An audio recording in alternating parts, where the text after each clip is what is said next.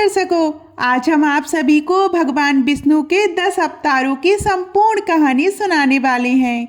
विष्णु पुराण के अनुसार जब जब धरती पर अधर्म बढ़ता है और धर्म कमजोर पड़ने लगता है, तब तब भगवान विष्णु किसी न किसी रूप में अवतार लेकर सृष्टि का संतुलन बनाए रखते हैं।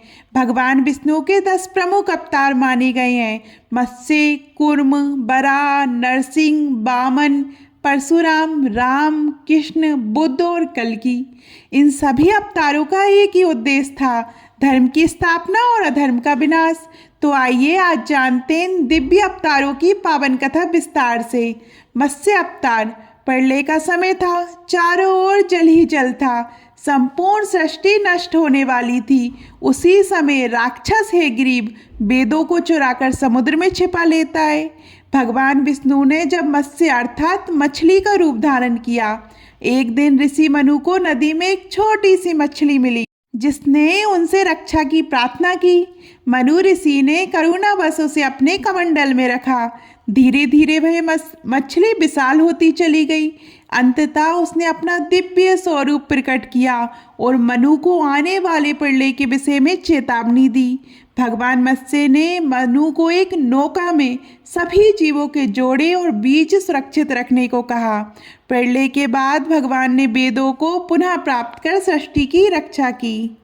दूसरा अवतार था कूर्म, कच्छप अवतार। ऋषि दुर्वासा के श्राप से देवता शक्तिहीन हो गए।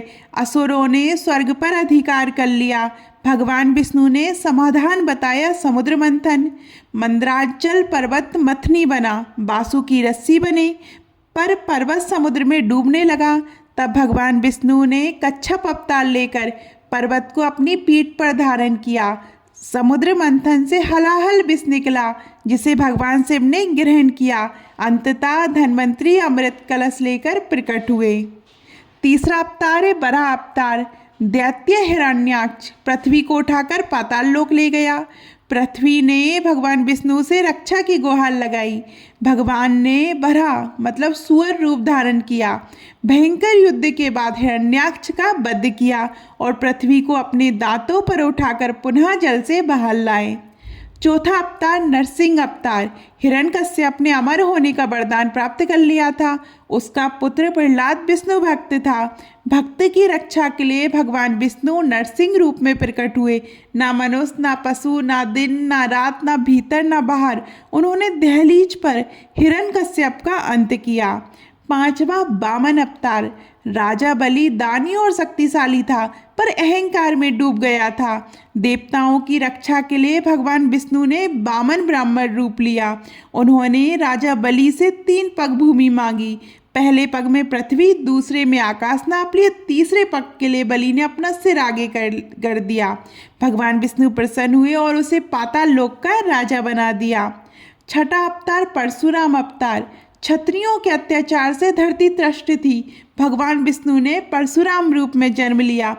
पिता की हत्या के प्रतिशोध में उन्होंने 21 बार क्षत्रियों का संहार किया और फिर तपस्या में लीन हो गए। सातवां अवतार राम अवतार। त्रेता युग में भगवान विष्णु ने मर्यादा पुरुषोत्तम राम के रूप में जन्म लिया। वनवास, सीताहरण और रावण वध के द्वारा राम ने अधर्म का अंत किया। राम राज, न्याय, त्याग और आदर्श का प्रतीक बना। आठवां अवतार कृष्ण अवतार। द्वापर युग में श्री कृष्ण का जन्म हुआ। कंस के अत्याचारों का अंत किया। महाभारत के युद्ध में श्री कृष्ण ने अर्जुन को गीता का ज्ञान दिया। उनका जीवन प्रेम, नीति और धर्म का संगम था। नवा अवतार बुद्ध अवतार। जब हिंसा और पशु बलि बढ़ गई, भगवान विष्णु ने गौतम बुद्ध रूप में अवतार लिया। उन्होंने अहंकार, करुणा और मध्यम मार्ग का संदेश दिया। 10वां अवतार कल्कि अवतार। कलयुग के अंत में जब अधर्म चरम पर होगा, भगवान विष्णु कल्कि अवतार में आएंगे। श्वेत घोड़े पर सवार, तलवार धारण कर अधर्म का नाश करेंगे और सतयुग का आरंभ होगा। भगवान विष्णु के सभी अवतार सृष्टि के संतुलन के लिए हुए। धर्म की रक्षा और मानवता के कल्याण के लिए भगवान आज भी हमारी रक्षा कर रहे हैं। जय श्री विष्णु, जय नारायण। आपको ये कथा कैसी लगी कमेंट में ज़रूर बताइएगा।